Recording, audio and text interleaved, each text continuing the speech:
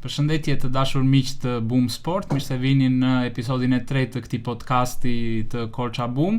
Është java e tretë që ndodhemi bashkë me ju. Faleminderit të gjithëve për ato që na keni ndjekur, që na keni përkrahur me komentet, me mendimet tuaja.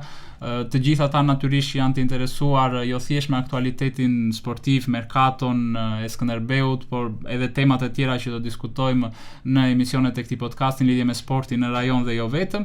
Janë të ftuar që të marrin pjesë me mendimet dhe komentet e tyre, pasi do të kemi edhe një rubrikë ditën e sotme në fund të emisionit ku do të lexojmë dhe do t'ju përgjigjemi pyetjeve apo komenteve të ndjekësve tanë. Nga ana tjetër, për gjithë ata që kanë humbur le të themi episodin e javës së shkuar në lidhje me dënimin e Skënderbeut, se si llogaritet ai dënimi i famshëm pas atyre emaileve të UEFA-s, episodi është i disponueshëm në YouTube, kështu që të gjithë ata të cilët nuk kanë bërë ende subscribe, mund të bëjnë subscribe në kanalin e Korça Boom dhe të ndjekin episodin e javës së kaluar e Zeza në të bardhë mbi dënimin e Skënderbeut në YouTube. Prandon ky emision nuk do të ishte i mundur pa sponsorat tanë, të cilë unë doja t'i falenderoja të gjithë, është Uji Pajko, të cilin na i sill në studio IDD SHPK, është Kafe Elzag, është Bledi Servis Autokolor, Hotel Gërmenji dhe Ek Real Estate. Ndërkohë që ne sot kemi edhe La Tornanza, e cila është një kompani italiane verrash që bën distribucion në të gjithë Shqipërinë, dhe sot na ka sjellë në studio kemi Mare Moso, një verë frizante e cila ka ardhur në studion tonë tani dhe është sponsori ynë më i ri. Për të gjithë ju bizneset e tjera që doni të bashkoheni podcastit tonë, jeni të lutur telefononi në numrin 069 58 558 për të bashkuar podcastin tonë, për të na mbështetur në këtë rrugëtim që ne kemi nisur, dhe do të shpresojmë që ta shohim sa më gjatë rrugëtimin tonë me aktualitetin sportiv që kemi zgjedhur. Mirë, kalojmë pa dyshim i falenderojmë të gjithë sponsorat dhe mbështetësit e këtij emisioni, pa të cilët ky emision nuk do të ishte i mundur, dhe futemi tashmë tek temat. Së pari tek aktualiteti, kemi firmosin zyrtare tashmë, atë që ishte ditur prej kohësh të trajnerit Ahmataj, të kontratës që e rikthente tek Skënderbeu pas 5 sezonesh. Momentin kur vjet firma duket si diçka e re, kështu që atëherë prandon dhe të themi dhe fillimi dhe i stërvitjeve. Më datë një korik, skuadra në orën 18 u rikthye në aneksin e stadiumit Skënderbeu, ku jo të gjithë, por shumica e skuadrës, përfshirë dhe disa nga blerët e reja, ishin prezenca atë ditë në stërvitje. Kjo nuk më pëlqen mua, Brendon, sepse imagjino tani të filloj stërvitjen në fillimin e fazës përgatitore. Okej. Kjo s'më pëlqen, sepse imagjino të filloj stërvitjen tani Real Madridit dhe për 5-6 ditë ose pas 2 javësh të vi Bellingham në stërvitje. Ndodh ajo, e di pse? Se Bellingami do vej gjysmëfinale botrore. Jo, nuk është pjesa, nuk po flasën se Naseri ka luajtur në gjysmëfinalen e Kupës së Afrikës tani, se pse nuk janë në stërvitje që ditën e parë të gjithë lojtarët që të vijnë në dispozicion të urdhrave të trajnerit, sepse trajneri e ka të vështirë më të presë tani kush do vi të mërkur, kush do vi të martë, kush do vi të enjte. Tani fillovi stërvitja, fillovi puna për ata, se patjetër janë profesionistë. Atëherë pse nuk paraqitesh ti që ditën e parë? Shiko, duhet kuptojmë një gjë, gjithmonë në këtë rast, edhe në klubet profesioniste, edhe në ato super profesioniste të atyre niveleve si Reali që përmendet ti, gjithmonë ka raste përjashtimesh, qoftë për arsye personale, qoftë për arsye pasaj kombëtare, siç është rasti aktual i europianëve apo botrorëve. Megjithatë, në rastin konkret tek Skënderbeu nuk e kemi këtë luksin e europianëve dhe botrorëve, pra lojtarët që shkojnë në fund të fazave eliminatore apo të kampionateve apo të eventeve madhore. Megjithatë, ka raste që lojtarët për një arsye familjare mund të kërkojnë në një javë ose disa ditë më shumë shtesë. Kjo ndodh çdo vit. Pastaj tek ne ka më shumë probleme burokratike, qoftë për çështje vizash, qoftë problemi rinovimi dokumentacioni, pra janë ca gjëra burokratike që ndonjëherë jam deri diku dakord me ty që duhet të jetë paksa më mirë organizuar, por ka ca gjëra që ndonjëherë nuk varen edhe nga klubi, varen nga administrata shtetërore, varen nga disa gjëra të tjera. Një muaj përpara, përderisa ose 15 ditë përpara nxjerrë. Mira është që gjithë të jenë, patjetër. Shikoj trajnerit të gjithë, sepse do të shikojë prapë se nuk do vinë. Tani ndalemi pak te pritshmëritë e trajnerit Ahmataj, që domethënë kur është zyrtarizuar, sepse mund të tani u dhe Zeza në të bardhë, pra u dha ajo firma, po trajneri Ahmataj ka kohë i cili është zyrtarizuar. Bashkë me stafin dhe u konfirmua ajo që kishim thënë, i njëjti staf, përveç Çapjas i cili u shtua, si Liçi silla pa vazhdon stafi që ishte. Tani tek pjesa e Ahmataj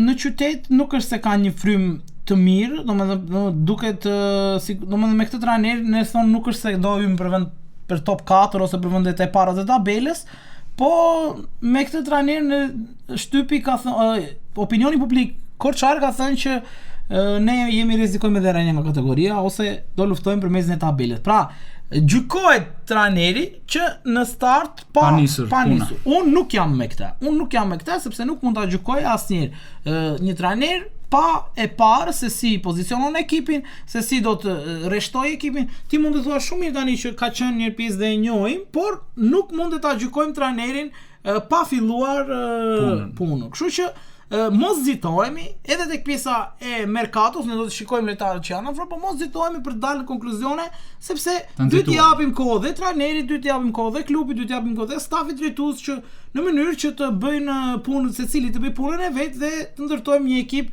kompetitiv. Shpresojmë të pretendojë për një nga kompeticionet, kupën apo kampionatin apo top 4 vendet e para të kategorisë. Shiko, unë do thosha këtë gjë, është e vërtetë që Amataj në CV-n e tij nuk është një trajner që ka fituar trofe, pra nuk ka fituar titull kampion, nuk ka fituar Kupa Shqipërisë. Kjo është një faktor nga aspekti CV, sepse shumë njerëz nisen nga kjo. Dhe nga eksperjenca e kaluar që patëm, megjithatë dua të rikujtoj që momenti kur e ka marrë Amataj Skënderbeu në 2020-ën, është momenti kur ishte periudha e aktivitit të pandemisë, ishte periudha e Covidit, që kampionati i kaluar mbaroi në korrik. Ilir Daja u largua në atë moment pasi u konfirmua zyrtarisht dënimi i Skënderbeut nga gjykata federale, pra ishte ajo etapa e fundit e dënimit të Skënderbeut që kishte ende një fije shpresë që mbase diçka do të ndryshonte për mirë, por fatkeqësisht nuk u bë realitet. Dhe Skënderbeu ka rinisur nga zero. Pra kur e ka marrë Ahmataj në gusht të 2020-s dhe kampionati mos gaboj atë vit nisi pak me vonesë për disa arsye të tjera, skuadrën pra e ka nisur çdo gjë nga zero, një skuadër me djem të rinj të krijuar nga zero. Sado që ishte emri Skënderbeut në ato momente akoma një emër me rëndësi me peshën në kampionatin shqiptar, jo se tani nuk është, pra pesha e madhe e historisë është. Po them si skuadër, jo si klub në peshën e historisë së Fanellës, po si skuadra ata elementet që e përbëjnë skuadrën. Pra individët, lojtarët. Pra nuk e kishte kushtet e dhura. Për mendimin tim ishte në një situatë të vështirë dhe edhe një trajner me eksperiencë, nuk dua të përmend emra, kam përshtypjen do e kishte pasur të vështirë në ato kushte. Po tani si e shikon?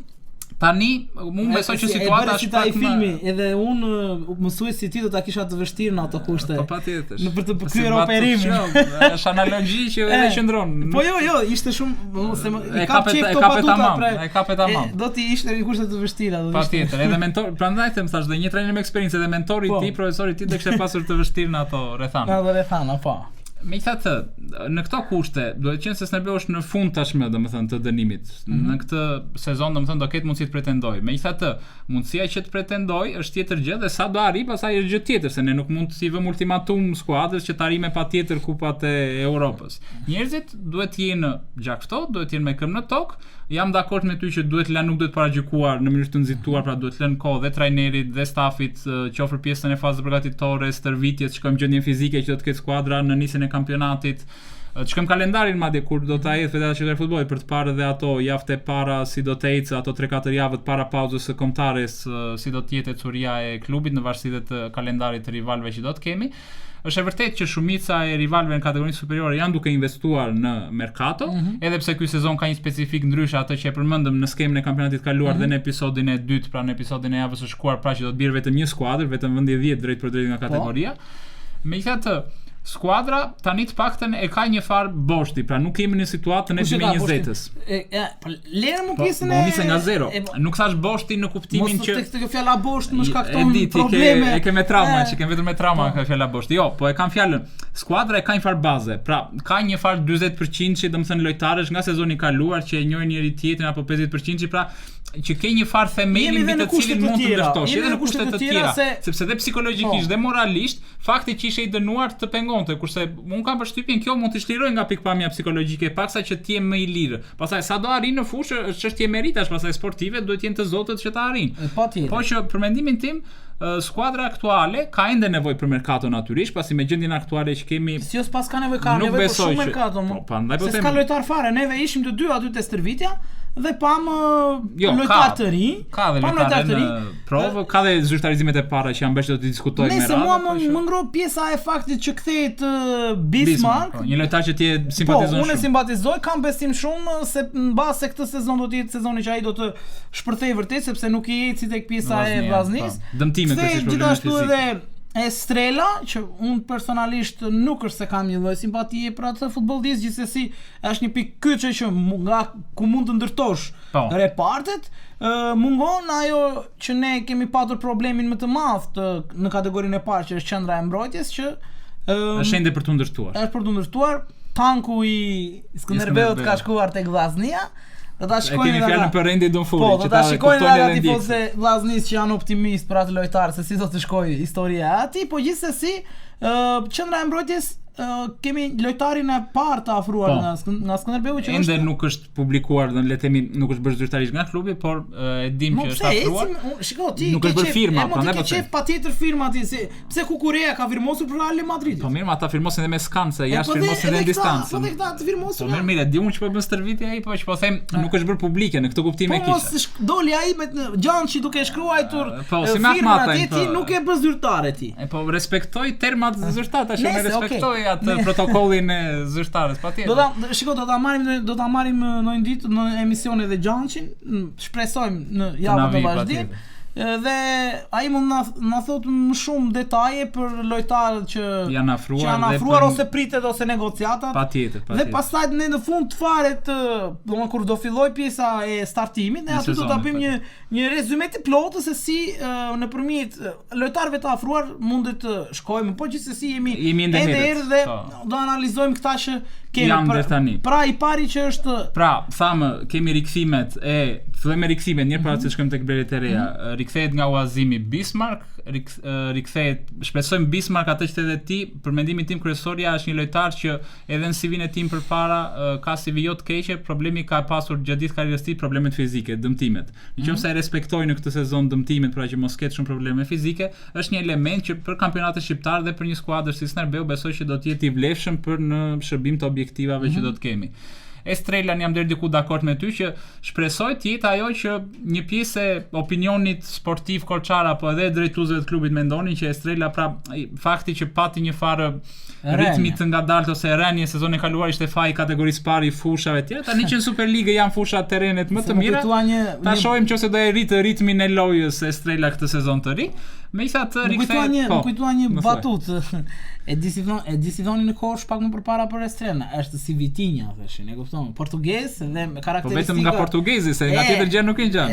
Është si Vitinha, ai është fantastik, domethënë janë edhe këta tifozë të cilët bëjnë shakara, patjetër. Po dhe i besojnë më ndonjëherë ato, është fantastik. Po shaka është me të vërtetës ndonjëherë, është diku në mes. Kur bën ndonjë ndeshje të mirë ai është lojtar për kategorinë portugeze, s'është për tonë ne, po pastaj 3-4 vim në realiteti pastaj. Ja, ne po nëse këtu çfarë do të dëgjojmë fyre. Kemi rikthimin e lojtarëve të tjerë nga Uazimi, kemi Tajon i cili u luajti këtë 6 mujor te Kuksi, pra u larguan janar dhe rikthehet përsëri edhe ai sulmues. Mos janë një tip gangreni këto nani këta lojtarë. Rikthehet Mejdani, pra rikthehen disa lojtarë. Jo, s'është se i ke mbyllur, kam shtypjen do të shikoj trajnerit, ti nuk i ke mbyllur, ke lojtar në kontratë, që i ke dërguar në skuadra të tjera për të marrë minuta në këmbë, pra për mos i mbajtur kod në stol momentin që në rastin konkret trajneri Gjoka Tazem nuk ishte besim dhe preferonte Gjatën apo Beshirin, pra opsione të tjera në sulm.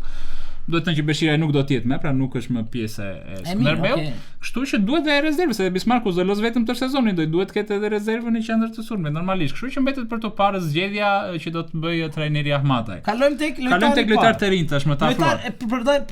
Përpara se të kalosh tek lojtarët dhe meqense do citonim lojtarin e parë, unë do të them Brendon të parin në Korç, i cili është numri 1 për pjesën e investimit të tuaj në përprona ose në meqera, është Eke Real Estate, i cili tashmë është lider në tregun e Korçës, por dhe jo vetëm, pasi ai operon dhe në shtetin e Greqisë. Pra është i pari dhe meqense ne kishim tek i pari lojtar që na vjen, përmendëm dhe të parin në fushën e imobiliareve në Korçë. Mirë, e nisim nga mbrojtja, se tham kantieri i madh mbrojtja. Duhet të thënë që fillimisht janë konfirmuar portierët, qoftë Marko Alia, qoftë Dobjani, si e Dervishe natyrisht portieri i tretë. Nuk kemi ndryshime pra tek pjesa e katërkëndshit, gjë që deri diku na jep një farë besimi, një farë sigurie, sepse kemi parë dhe aftësitë e portierëve, si Italiajt edhe në Superligë dhe në kategorinë e parë dhe Dobjani në pjesën e fundit të sezonit kategorisë parë pas dëmtimit të Italiajt në dimër. Kështu që kam përshtypjen që janë portierët më se të denjë për të mbrojtur portën e Skënderbeut në Superligë. Kuptohet, asnjë nuk është perfekt, edhe ata janë njerëz, momente ndonjë të caktuar kanë bërë ata ndonjë gabim, por shpresojmë që këtë sezon Superligë të kenë përmirësuar dhe të bëjnë një super sezon që i shërben jo thjesht skuadrës, po dhe vetë atyre si individ, pasi normalisht kuotohen më mirë në treg, pastaj qoftë për të transferuar jashtë vendit. Tek pjesa e mbrojtjes. Nuk kemi ndryshime për momentin tek krahas. Një sekond. Pra i kishim 3 portierë. Po. Ti nëse do të ishe Ahmata me këtë do startoje. Shiko, dilema e bukur është për momentin, po të më thoshe kështu në letër nga jashtë, pa e ditur situatën, automatikisht do thosha Alia. Edhe për shkak të CV-s, të eksperiencës, se më se thash. Edhe se kemi parë, ja kemi parë daftësinë, në pjesën e reflekseve. Mos i bjerë nga kina. Jo. Për mendimin tim do të jep unë jam nga ata njerëz që të paktën jap besimin çik më shumë eksperiencë, sa do jep një Alias megjithëse vjen nga një periudhë 3 mujore pa luajtur le të them për shkak dëmtimit në shpatull. Por unë do shikoja në stërvitje këto 2 muaj. Jo thjesht në shitmisore, por do shikoja në stërvitje dhe do i besoja trajnerit tim të portierëve. Pra, nëse ai e shikon që Alia ka për shkak të problemit fizik nuk është ende në 100% e tij, unë jam më mirë me këtë. Më mirë lojtar që mbase nuk ka reflekse dhe cilësitë e Alias. Nëse është Dobiani, je diplomat kot. Le madhe përgjigje. Dobiani është nëse është më në formë të luajë Dobiani. Nëse janë të dy barabartë, Alia nuk ka probleme fizike, do luajë Alia patjetër. Më kuptoj bre, ideja është un po të pyes ty tani. Normalisht që trajneri këtë rrugë do ndjek. Timo jo, se ka trajner që e se ndikë. Timo zotri, lere rrugën diplomatike dhe të saktë, siç po ma citoje tani, nëse ti e nëse Timo në këtë moment tani, kë do të zgjidhni Alia apo Dobiani?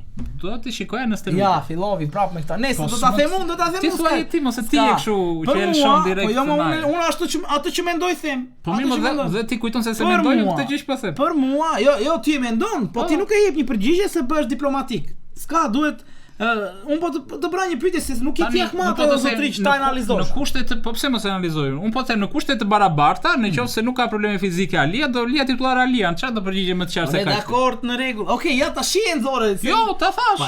Po i bie, nëse dëgjoj. Unë do zgjidhja Dobianin për arsye sepse e pash në periudhën më të vështirë të Skënderbeut në kategorinë e parë, pra në sezon në fazën e fundit. Po, kategorisë parë. Dobiani ka bërë paraqitje të shkëlqyera, ndoshta i ul pak pikë ndeshja e fundit me Laçin sepse kishte një farfaj aty, po gjithsesi për mua Dobiani ka qenë vendimtar që ne kemi qëndruar në vendin e parë dhe vendin e dytë. Sepse humbja e Alias në ato momente që u dëmtua ishte shumë e rëndë për ekipin sepse duhet gjesh partitë një portier shumë të mirë dhe ne kemi një portier shumë të mirë dhe unë them që Dobiani e meriton të vazhdojë të jetë pse jo dhe titullar. Tani okay, Markoja është ai që është dhe ne dim shumë mirë cilësitë që ka. Po unë ta kam shpjeguar dhe kam cituar edhe më përpara në emisionet të tjera që ne kemi zhvilluar që ka 2 probleme. Nuk ka pjesën e këmbëve. Pra, portieri sot në futbollin modern duhet të ketë pak lojën me këmbë, sepse kthehet në një mbrojtës dhe i jep shumë avantazh mbrojtës. Si shej dhe ka dhe shumë portier të tjerë, ndoshta këtu në Shqipëri nuk është rrallë, po. Sepse nuk ka shumë skuadra që përdorin atë stil loje. Këtë nuk e ka Alia, po nuk mund të themi që dhe Dobiani e ka shumë të mirë këtë. Po ka një problem tjetër që Alia e ka patur dhe tek ekipet e tjera që ka luajtur që dalet në korne është i dobët. Nëse portieri ton Alia punon gjatë verës për përmirësuar këtë aspekt. Për përmirësuar atëherë do të normalisht që mund të jetë ai dhe besoj se do të jetë ai i cili do të mbrojë katërkantshëm, por unë thash jam me Dobianin në këtë moment sepse na shpëtoi, u bë hero në ato momentet që ne na duheshe më shumë. E kuptoj. Blerja e dytë ose blerja e parë se s'maleta se rreth të parën, se ishim në porta. Fillova që nga porta. Fillova me këta që kemi një. Edhe diçka, më kam një pyetje. U fol shumë në media sportive në qytet, edhe në Korçabum tek faqja që ne kemi pjesë e podcastit. U fol për largim të shaqes, ndërkohë që shaqja ishte ditën e parë të servitjes. Shiko, po ta lexosh me kujdes artikullin e Korçabum të para rreth një muaji mos gaboj kur doli lajmi për pjesën që largohet Dunfur dhe me shumë mundësi dhe Ramos dhe shaqja ishte në pikpyetje. Pra ideja që shaqja kishte dëshirë të qëndronte dhe thjesht kishte marruar kontrata dhe ishte i hapur për një bisedë me klubin. Pra ishte ende duke pritur një telefonat qoftë nga drejtuesit, qoftë nga presidenti, pra për të vendosur se çfarë do të bënte me të ardhmen e tij. Po jo se ishte 100% i larguar larguar. Normalisht kur një lojtar i skadon kontrata, gjasat janë që të largohet, por nuk shqetëson dhe në këtë rast me sa duket mund të jemi drejt një rinovimi të shaqes duke parë dhe prezencën e tij në stërvitje me skuadrën. Dhe duhet të thënë që për momentin te krahët e mbrojtjes nuk kemi ndryshime, kemi konfirmimin e Kosta Vangelit në të djathtë, të Shaqes dhe Zenullarit në të majtë dhe mbetet për të parë nëse klubi do të afrojë një mbrojtës të djathtë tjetër, ndoshta për të qenë konkurrent me Vangelin apo do të aktivizohet dikush nga akademia, pra nga të rinjtë apo nga lojtarët që janë në provën nëse trajneri Ahmataj do të bindet nga në një nga lojtarët që janë aktualisht duke u testuar. Kjo mbetet për të parë në merkato dhe natyrisht do ta informojmë që në momentin e parë që do të kemi një informacion për gjithë ndjekësit dhe shikuesit tanë. Pra akoma s'po më kalon tek blerja?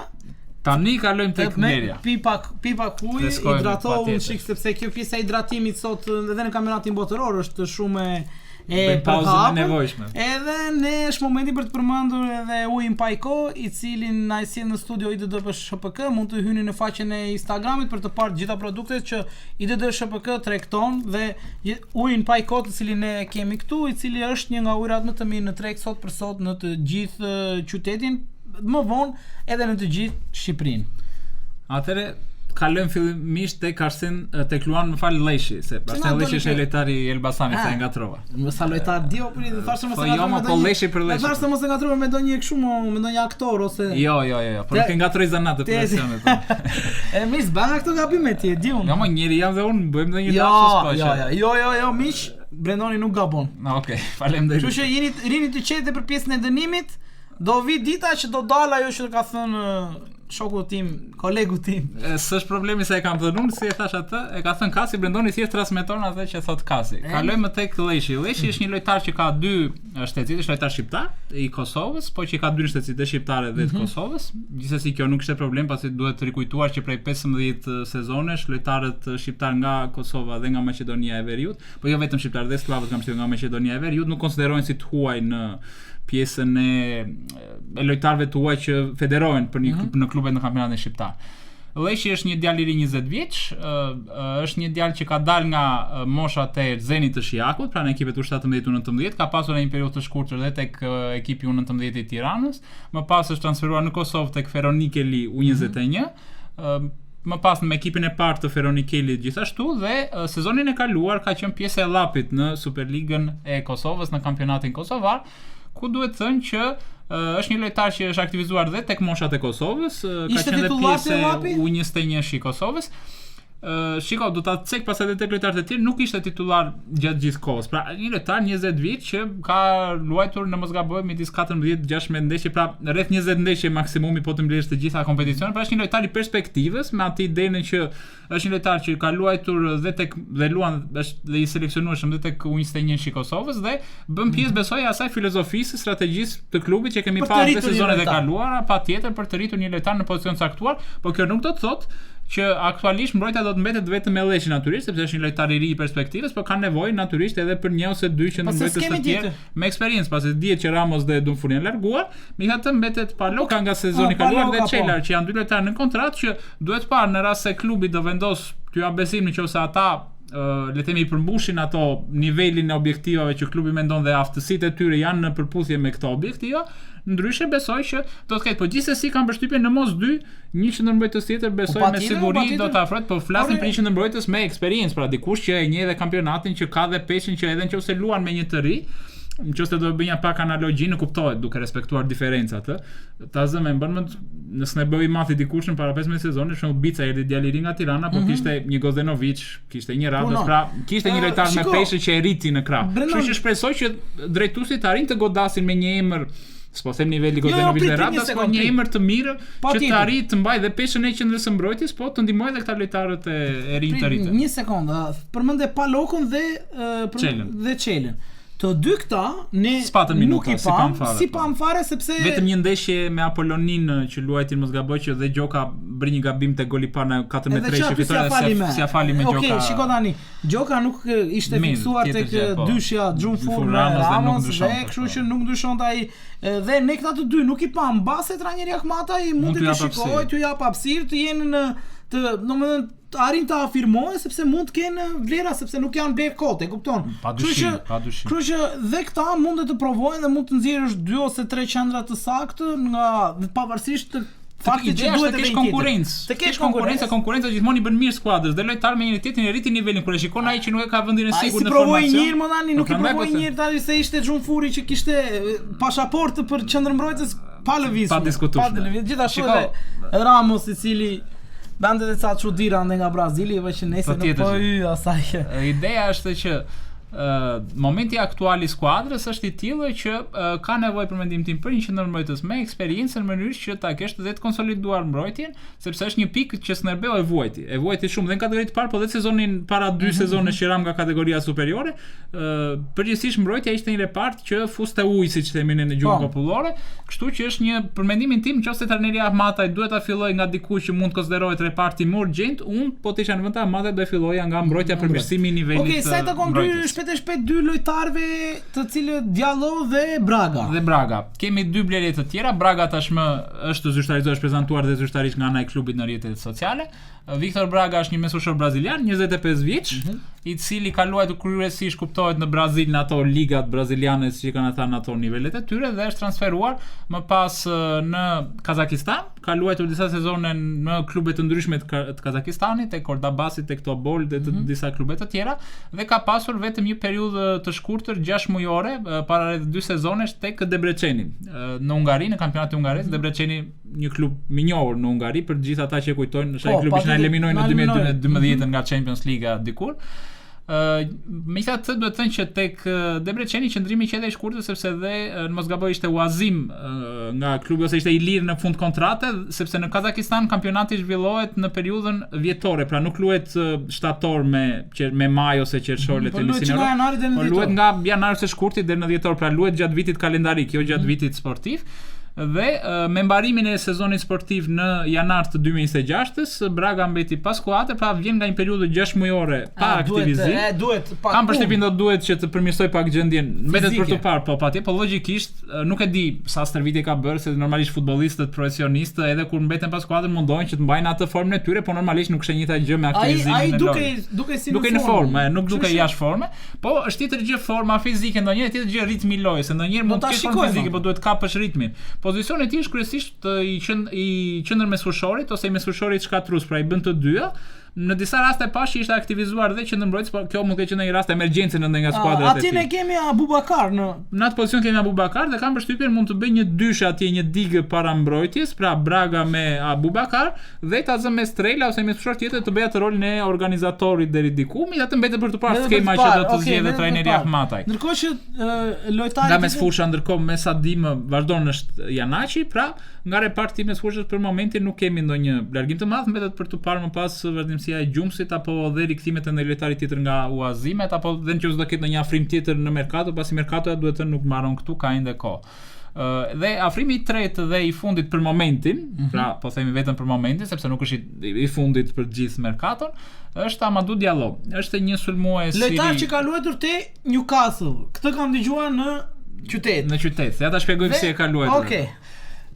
Është një sulmues 23 vjeçar. Është një lojtar që i bën të dy krahat, pra si wingerin e djathtë, si wingerin e majt, pra luan në të dy krahat e sulmit, megjithëse e pash që ishte pak më shumë le të themi ndeshjen në përgjithësinë karrierën e tij që luajtur në të majt, domethënë mund t'i bëj të dy krahat, për momentin luan me këmbën e djathtë ai. Me të do ta mbetet për të parë kë ka sepse nëse luan me këmbën e djathtë shumë bukur është i pozicionuar në të majt, që ty në të kundërt, me këmbë të kundërt. Jo. Si. Me triblim tamam, në krah të kundërt. Mos i majtash, po prandaj majtosh, po prandaj. Dhe kjo është ideja që unë kam qejf këta lojtar, sepse duhet një lojtar që të marr topin, të hyjë në triblim dhe i tipit të llojit. Do të ketë shpejtësinë, do të ketë Nasër, po do të Rashica, sepse është shumë nivel më i lartë se sa Nasër.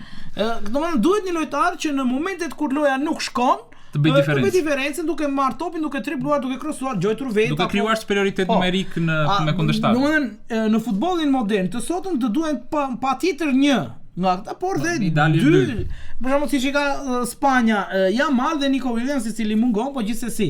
Po përgjithsisht të klubet e mëdha, kombëtarët e mëdha i kanë shumë, bajnë ka Luis Diaz dhe Olise, pra gjithë klubet e mëdha mundohen të kenë dy lojtarë sulmi alternative të nivelit të mirë, le të themi shumë të mirë. Është momenti për të përmendur sponsorin tjetër, i cili është Bledi Service Autocolor, i cili ndodhet 100 metra mbrapa inkubatorit të biznesit, ku për çdo problem me karrocerinë e makinës mund të drejtoheni tek servisi i Bledit, ku së bashku me Ergysin punojnë me përkushtim për të zgjidhur çdo problem mbi karrocerinë e makinës suaj. Më poshtë do të keni dhe numrin e telefonit ku mund të telefononi për çdo problem që mund të keni. Mirë, kthehemi tek Diallo atëre. Okej. Është një lojtar që ka dalë nga Akademia West Hamit, në ka luajtur deri në moshat U18, U19, U21, në ato kampionatet kuptohet të moshave që luajnë ata në Angli. Dhe më pas ka shkuar tek Newcastle U23, që është një farë mënyrë ekipi B. Ekipi B aty ku luante te filmi Gol, aty luante Munoz në fillim që kalonte tek rezervë dhe pastaj tek ekipi i parë. E pa donjë që nuk e kishte emrin tek rezerva, por ishte me ekipin e parë apo jo? Vetmja është grumbulluar vetëm për një ndeshje dhe është aktivizuar vetëm një ndeshje në Premier League me ekipin e parë të Newcastle-it. Nuk e di si ka qenë situata tek Newcastle-i, se mbase kanë qenë në një krizë ndërtimesh.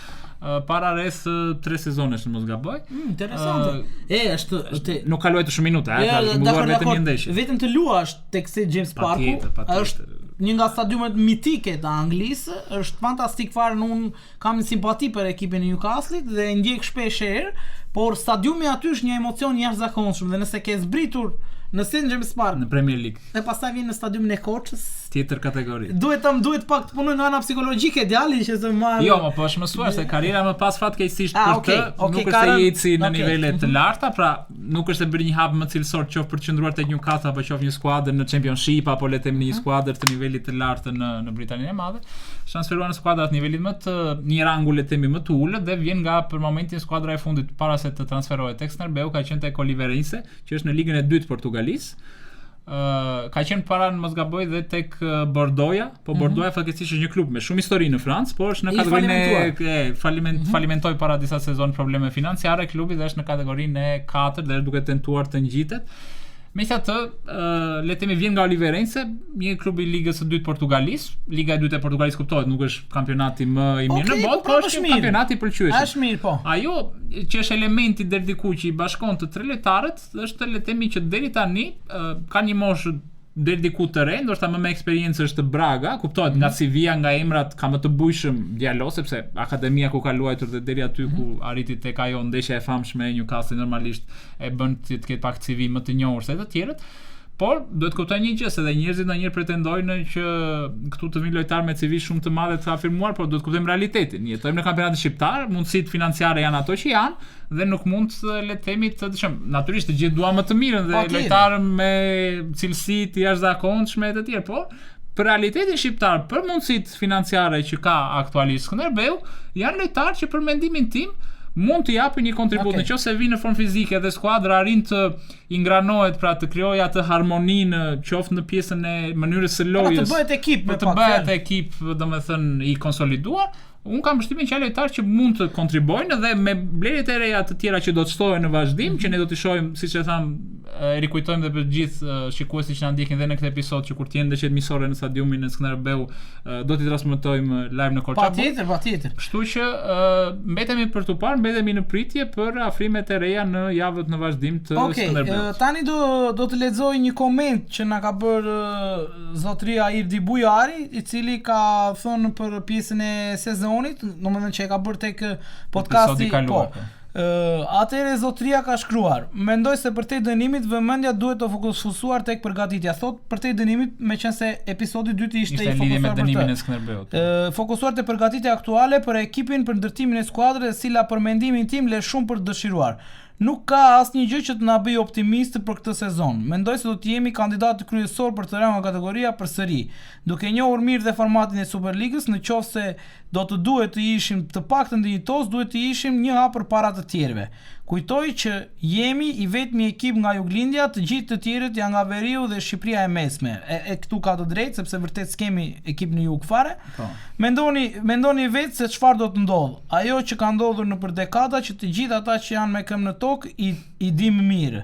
Ndaj situata e sotme nuk më bën optimist, sepse suksese për ju çuna për emision. Shumë faleminderit për komplimentin. Tani, do dalem pa. Jepi një përgjigje se ti japë një mendimin tim për lidhje me opinionin. Zotria domethënë Majsa shikon, jo, Majsa shikon, zotria është shumë korrekt në ato që ka shkruar. Mirë po, nuk duhet të nxitohemi sepse unë do shpresoj deri në ditën e fundit të merkatos, deri në ditën e fundit të përgatitjeve, deri në ditën e fundit që do të startoj pastaj më pas kampionati, se mbase ne mund të ndërtojmë një ekip serioz dhe një ekip i cili do të rivalizojë në kategorinë superiore.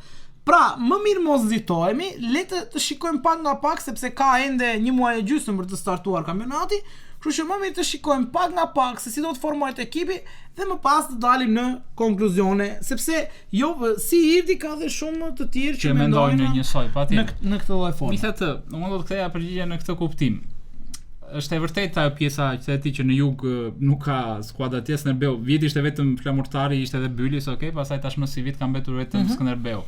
Është e vërtetë ajo pjesa që midis në trekëndshin le të themi Vor, Rogozhi në Tiranë, aty është 70% e kampionatit, domethënë se për shkak të numrit skuadrave dhe qoftë edhe Elbasani dhe Teuta, pra skuadrat të Shqipërisë së Mesme. Kështu që në një rrezë le të themi prej rreth 70 kilometrash në vijajrore janë në shumica e kampionatit. Mos u ndalte kjo, ndalu te kjo. Un kam shpinë referoj pjesës aleancave, ai në këtë kuptim e kishte për këtë pjesën e afërsisë, pastaj historikisht ato e dim që dhe në kohën e regjimit kaluar ka qenë që kjo pjesa e favorizimeve për disa nga ato klubet. Megjithatë, qëndrojmë tek Skënderbeu. Skënderbeu për mendimin tim tifozët duhet të jenë atë shprehjen që unë kam shpesh me këmbë në tokë, në kuptimin që fakti që një skuadër le të themi nuk është automatikisht për kampion në kuptimin me ato pretendimet e mëdha të bujshme me investime të mëdha në merkato, nuk do të thotë që ne të mos mbështetim Skënderbeun në sezonin e ri dhe sidomos skuadra ku është në moment të vështirë.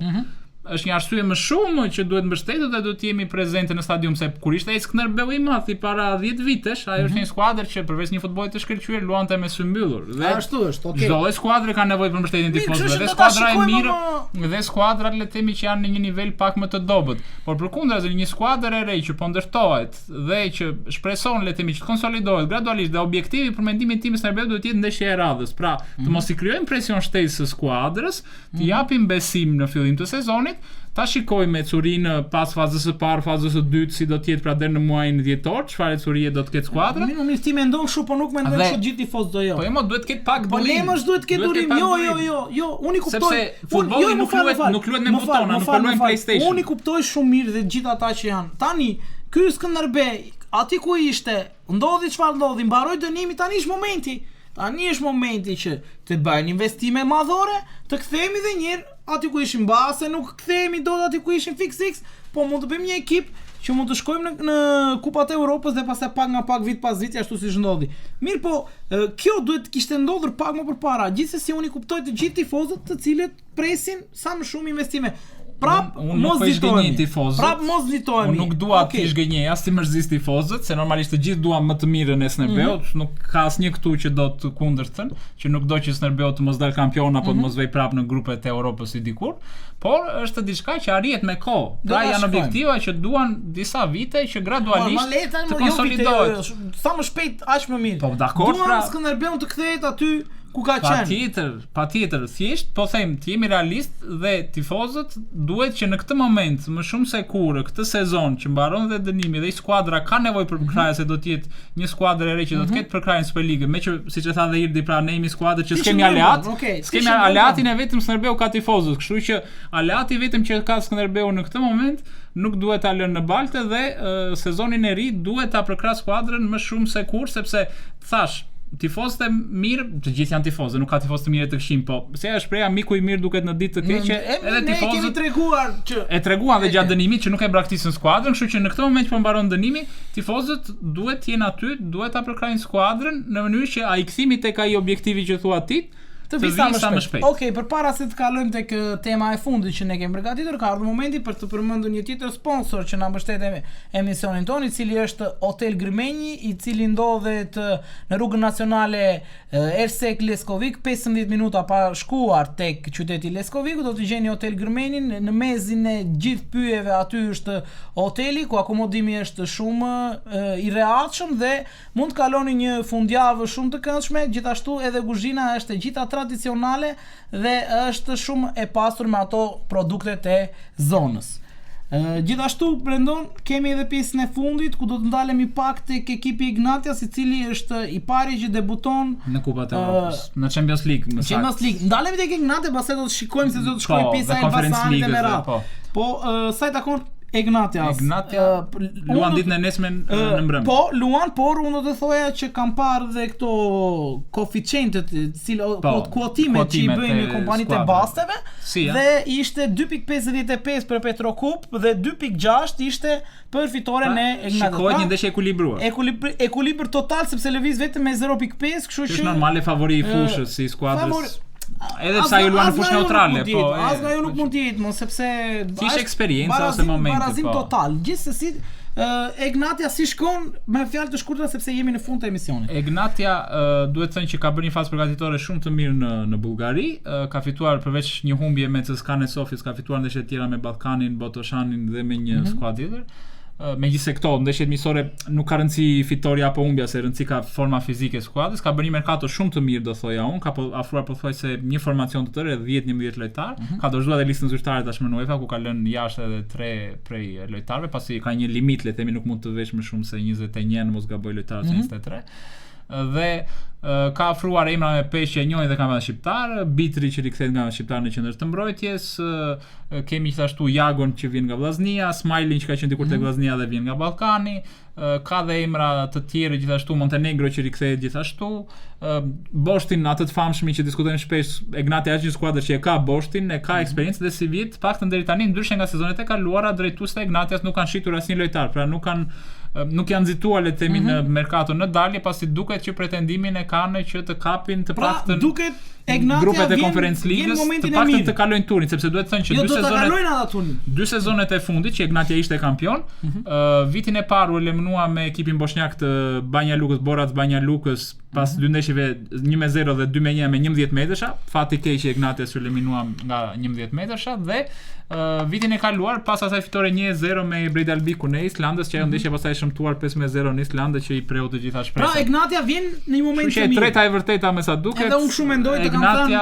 që do ka shansin, nëse kalon Petrokupin, duhet të thënë që veten në tur të dytë të Champions League dhe i hapet mundësia në varësi të shortit pasaj, pse jo ta tentoj dhe turin më tej të Champions League nëse i përshtatet një rival tjetër pas Petrokubit, le të themi që është i nivelit që mund të kalohet, por në rastin më të keq pasaj kalon në turin e tretë të Conference League. Dhe me formatet e reja të këtyre kompeticioneve po arritet të kualifikohesh për në to, ke gjasa shumë të mira për të kaluar po, sepse nuk luan me skuadrat që vinë nga rruga normale e kampionatit ose e kupës në Conference League, por luan vetëm me këto që eliminohen nga turet e tjera të Champions dhe normalisht ato që eliminohen janë skuadra që në letër janë të përballueshme për një skuadër edhe që vjen nga kampionati shqiptar. Do të jemi realist që në fundit edhe Ignatia është një skuadër e kampionatit shqiptar.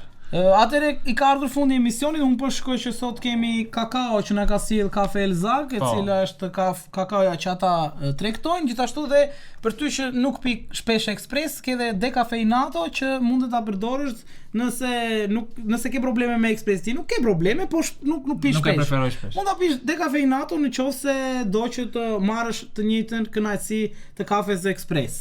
Mirë, atëre, ky ishte edhe emisioni për sot. I falenderojmë të gjithë shikuesit, falenderojmë të gjithë sponsorët, falenderojmë regjin që na ka qendruar deri në këto momente. Do të shihemi sërish javën tjetër. Faleminderit që na qendroni pranë.